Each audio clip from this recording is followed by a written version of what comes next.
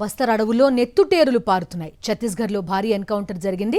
దంతెవాడ నారాయణపూర్ సరిహద్దుల్లో పోలీసులు మావోయిస్టులకు మధ్య ఎదురు కాల్పులు జరిగాయి.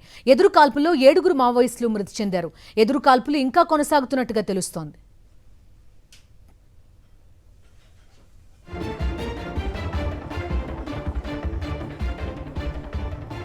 ఈ భారీ ఎన్కౌంటర్ కి సంబంధించి పూర్తి డీటెయిల్స్ అందిస్తారు మా కరెస్పాండెంట్ మహేందర్. చెప్పండి, గుర్తించారా? 7 మావోయిస్టులు మృతి చెందినట్టుగా చెప్తున్నారు వీళ్ళని.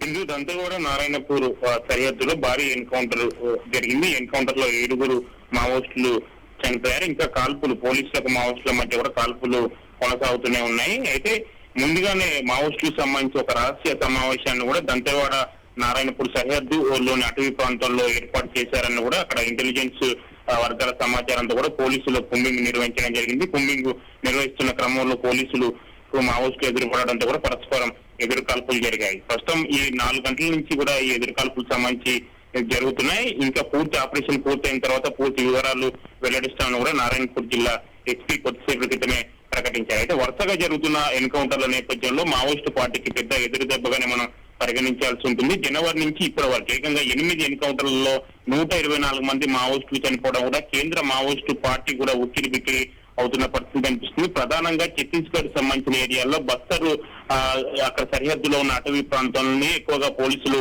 టార్గెట్ గా చేసుకుని కూడా కుంబింగ్ నిరంతరం నిర్వహిస్తూ వస్తున్నారు. దీంతో మావోయిస్టులు కూడా కొంత ఇది వరుస ఎదురు దెబ్బలతో కూడా ఏం చేయాలో పాల్పోతున్న స్థితిలో మావోయిస్టు పార్టీ ఉందని చెప్పాలి. Okay Mahender, thank you.